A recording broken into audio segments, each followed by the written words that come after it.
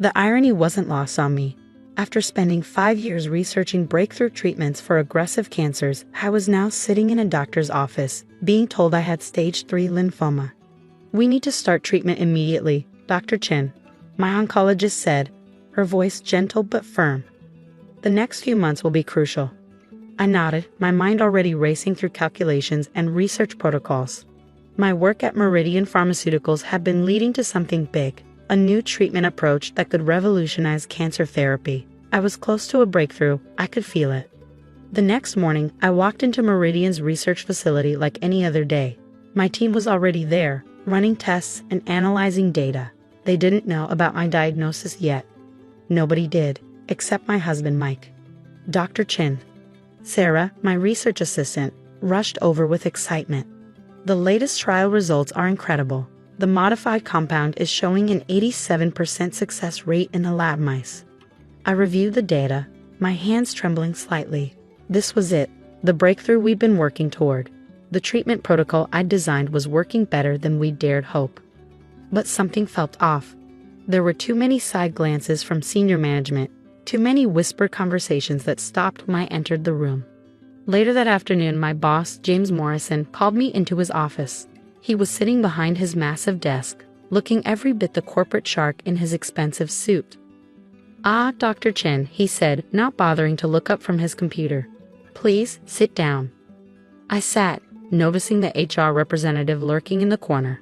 My stomach dropped. "We've been reviewing the department's performance," James began, his voice oddly cheerful, "and we've decided to make some changes." "Changes?" I asked, though I already knew what was coming. He slid a folder across the desk. "Your services are no longer required at Meridian Pharmaceuticals." I stared at the termination papers, my mind racing. "You're firing me? Now, when we're on the verge of a breakthrough?" "Ah yes, the research," James smiled, but it didn't reach his eyes. "All your work belongs to Meridian, of course. As per your contract, any discoveries or developments made during your employment are company property." The room seemed to spin. They were taking everything, my job, my research, my chance at the very treatment that might save my life. "Why?" I managed to ask. "Budget cuts," he shrugged, but I saw the gleam in his eyes. "Though between us, your recent distraction hasn't gone unnoticed. All those doctor's appointments, leaving early, looking tired." He knew. Somehow, he found out about my diagnosis. "You're firing me because I have cancer?" "Of course not," he said smoothly. "That would be illegal. We're simply restructuring. You have until the end of the day to clear out your office. Security will escort you."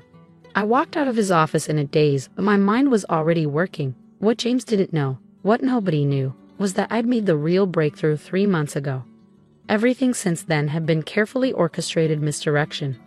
You see, I'd learned early in my career that the pharmaceutical industry could be ruthless. I'd watched other researchers lose their life's work to corporate theft and contractual fine print. So I developed a habit of keeping my most important discoveries separate from my official research. The treatment protocol in the company records was promising, yes, but it wasn't the real breakthrough. That was hidden away, encrypted and buried where no one would think to look. Back in my office, I began packing while security watched. Pictures of my family, degrees from MIT and Stanford, 5 years of my life reduced to a cardboard box. But as I packed, I was also sending a carefully coded email to Sarah. "Follow Protocol Zero," it read, "she would understand." Protocol Zero was something I'd established when I first hired Sarah. A contingency plan for exactly this type of situation. While I cleared out my office, she would be quietly backing up certain files, removing specific notes from the system, and preparing for what came next. That evening, I sat in my home office, surrounded by research notes only I could fully understand. My official work computer was company property, wiped clean as required. But my real work, my true breakthrough, was safe. I opened my personal laptop and began to type, "Patent application for novel cancer treatment protocol." James thought he'd won, thought he'd stolen my life's work just when I needed it most. But he was about to learn a valuable lesson about underestimating desperate people, especially desperate people with PGs and backup plans. The next 3 months were a blur of chemotherapy sessions and patent applications. While my body fought the cancer, my mind stayed focused on protecting my research. Sarah had executed Protocol Zero perfectly. Key components of my breakthrough were now safely documented and dated prior to my termination. I watched from afar as Meridian struggled with the research they'd stolen. Their press releases boasted about promising developments, but I could read between the lines. Without the critical pieces I'd kept hidden, they were stuck. Then came the call I'd been waiting for. Dr. Chen. The voice belonged to Diana Roberts, head of research at Genesis Biotech, Meridian's biggest competitor. We've reviewed your patent application. Would you be interested in meeting to discuss a potential collaboration? 1 week later, I sat in Genesis's boardroom, my patent documentation spread across the table. I'd lost weight from the chemo, but I deliberately scheduled this meeting for a good week in my treatment cycle. I needed to be sharp. This is remarkable, Diana said, reviewing my research, and you can prove this was developed prior to your termination from Meridian. I nodded, pulling out more documents. Everything is dated and authenticated. Additionally, I have evidence that Meridian terminated me after learning of my cancer diagnosis, which, as you noted, is illegal. They're already promoting their version of this research, Diana frowned. Their incomplete version, I corrected. They have maybe 60% of the protocol. Without the key components I've patented, their treatment will never work effectively. The meeting lasted hours. By the end, we had an agreement. Genesis would fund the completion of my research, with me leading the project. The salary they offered was triple what I'd made at Meridian. But the best part came 2 weeks later. I was in my new lab at Genesis when Sarah texted me, "Turn on Channel 7 now." The news headline made me smile. Meridian Pharmaceuticals stock plummets amid patent infringement allegations. James Morrison's face filled the screen as reporters shouted questions. "Mr. Morrison, how do you respond to allegations that Meridian stole research from a terminated employee? Is it true she was fired after being diagnosed with cancer?"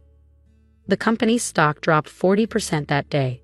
Their investors were panicking, their board was calling for investigations, and James Morrison's perfect world was crumbling. That evening he called me. "Let's be reasonable," he said, his smooth confidence replaced by desperate negotiation. "We can work something out." "Like you worked something out when you fired me?" I asked calmly. "When you tried to steal my research right after my cancer diagnosis." "I can get you your job back," he offered. "Better salary, full benefits, complete control of your research team." "No thank you," I replied. "I'm happy at Genesis. By the way, how's the research going? Having trouble making it work?" His silence was answer enough. 6 months later, I sat in my oncologist's office, receiving very different news from my first visit. "The cancer is in remission," she said, smiling. "The treatment protocol you developed, the one Genesis is now producing, it worked perfectly." I touched the port in my chest where I'd received my own medicine. The treatment I developed, hidden and protected. The treatment that was now helping thousands of other cancer patients. Meridian eventually settled our patent dispute out of court. The settlement was substantial, but more importantly, it came with a public admission of wrongdoing. James Morrison was forced to resign. Yesterday, I received a letter from a cancer patient who'd received my treatment protocol. "Thank you for not giving up," she wrote. "Thank you for fighting, both the cancer and the people who tried to stop you." I placed her letter in my office, next to my framed patent documentation. Sarah, now my research director at Genesis, had helped me create a display of our journey. The termination notice from Meridian, the patent applications, the successful trial results, and finally, my own clean bill of health. This morning, I passed James Morrison on the street. He's working at a much smaller pharmaceutical company now, his reputation in tatters. He avoided my eyes, hurrying past like he'd seen a ghost. In a way, he had. I was supposed to be a cautionary tale, the researcher who lost everything to cancer and corporate greed. Instead, I became something else. Proof that sometimes the best revenge isn't just surviving, but thriving. My team at Genesis is now working on new treatment protocols. We recently hired a young researcher who'd been wrongfully terminated from another company. I'm teaching her about Protocol Zero, how to protect herself and her work. Because in this industry, you never know when you'll need a backup plan. Sarah stopped by my office late last night as I was reviewing new research data. "Do you ever regret not just giving Meridian everything?" she asked. "Might have been easier." I showed her the latest patient recovery statistics. Thousands of people now receiving successful treatment through the protocol we protected.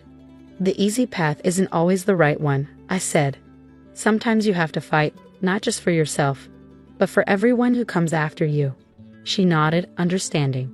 We both knew that somewhere, in a secure location, Protocol Zero was already in place for our new research.